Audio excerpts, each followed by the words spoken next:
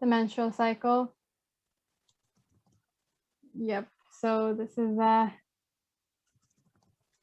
feel like this can be a complicated process as well, especially with the different types of phases and the ovarian cycle versus the uterine cycle. But I personally really like these graphs that I have to the right, which kind of, lists out every single thing that's happening with the hormone levels, with the phases. It shows the diagrams of the endometrium lining and also with ovulation. So you guys should look over this diagram more if you have the chance. But yeah, so the menstrual cycle, many of you may know, but it's on an average of a 28-day cycle. It's when the primary oocytes that are destined to be ovulated gets developed in the ovaries. And then meiosis 1 is completed, and then it gets, so, and then the secondary oocyte gets ejected with the hope of being fertilized. So as you can see in the chart to the right, it kind of shows, as I mentioned, the levels of hormones. And the main phases that I was talking about in the bullet points to the left are those of the ovarian cycle, which I feel like they tend to be tested more on the MCAT than the uterine cycle, which can be seen here in the last portion of the chart to the right, the uterine cycle with the endometrium lining. But that's why I kind of put the main takeaways for the different hormone levels for each of the phases here. Yeah. So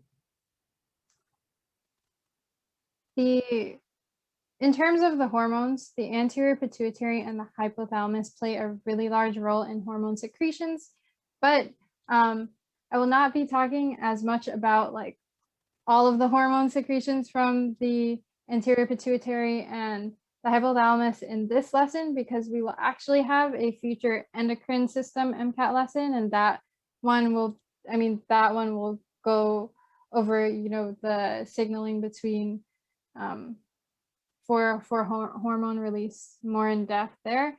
So for today, I'm just going to talk about the hormones that are related to the gonadotropin releasing hormones from the hypothalamus, which stimulates the release of follicle stimulating hormone, FSH, and luteinizing hormone, LH, from the anterior pituitary. So I thought something to know is that in the ovulation phase, so that's when, that's when the secondary oocyte is released, and in the luteal phase, that's when the corpus luteum is getting formed. So I show here in the follicular phase, in the ovulation phase, and the luteal phase. But in the follicular phase, I also wanted to mention that so the follicle matures and secretes estrogen and also usually FSH, and while FSH is increasing, luteinizing hormone is still kind of stable at this point, and progesterone is low and estrogen is kind of low for a bit, and then it increases after a little bit of time, right? And then for the ovulation phase here, you can see that many of these hormones are at peak. So FSH is, really increasing here. LH is spiking here. Estrogen is increasing, but the only kind of different hormone in this particular area is that progesterone ends up being very low. And then when you go into the luteal phase, FSH kind of comes back down. LH is kind of a little stagnant, so it's not that different from the previous one. It's just, equal here. And then estrogen it goes down, but then it increases here. And then progesterone also increases a lot afterwards. Something to know, I guess, is that if you wanted to also know about the uterine cycle, the main phases are menses, or menstruation, where the corpus luteum degenerates and estrogen and progesterone levels drop sharply. And then the next here is the proliferative phase. And then after that is the secretory phase, where Estrogen induces the proliferation of a new endometrium with the continued development of this new endometrium. As you can see throughout this process, it's just continuing to develop. And yeah, as I touched on earlier, you know, FSH does stimulate estrogen. Here you can kind of see in this portion. And then this high amount of estrogen is what leads to the LH surge. So you can kind of determine the relationship between estrogen and LH. You know, those estrogen will lead to LH. And then when there is this high surge of, you know, FSH and LH, that's when the ovum is released. And then the corpus luteum is the one that's producing the progesterone. And so, yeah, and then estrogen and progesterone are continued to be produced by the ovaries as time goes on here.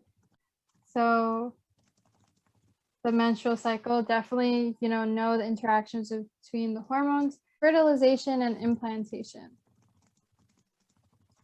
So fertilization, as many of you guys may know, is the fusion of a spermatozoon with the secondary oocyte.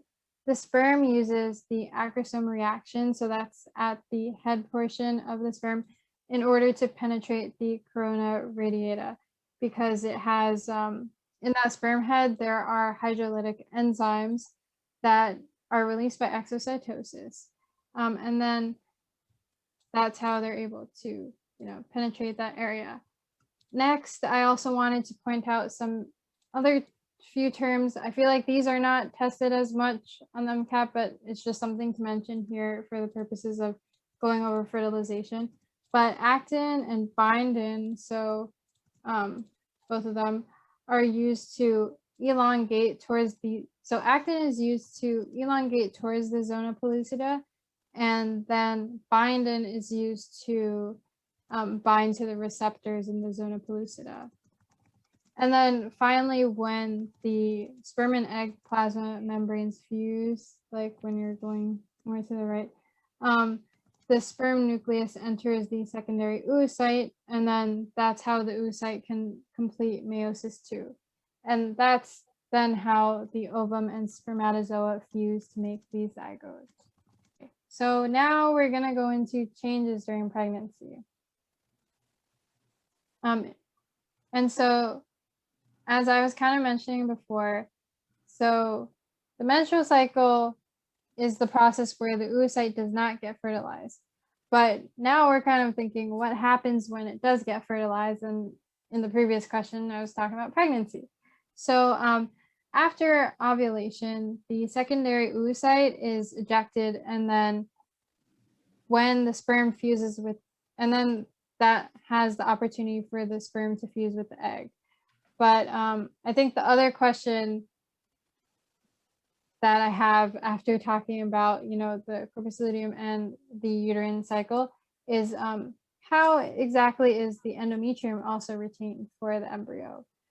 And so just to reiterate the luteal phase, you know, during the luteal phase, FSH is decreasing, LH is kind of still stable, estrogen is increasing, and progesterone is also increasing. And then usually estrogen and progesterone levels, as I mentioned, would decrease and lead to the menstrual cycle, but particularly in pregnancy, estrogen levels increase and progesterone levels increase. And this, you know, is maintained and inhibits luteinizing hormone release instead. But the problem here is that usually when luteinizing hormone drops, the corpus luteum also degenerates.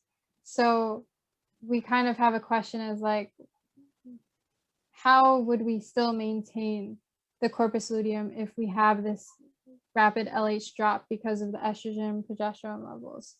And so here's where there's a new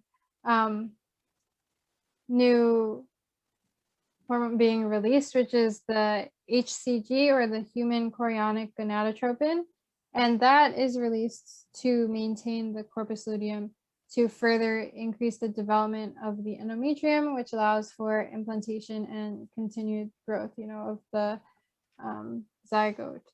But so pregnancy tests are looking for that HCG, because that definitely means that you are pregnant. So just fun fact about that, I guess.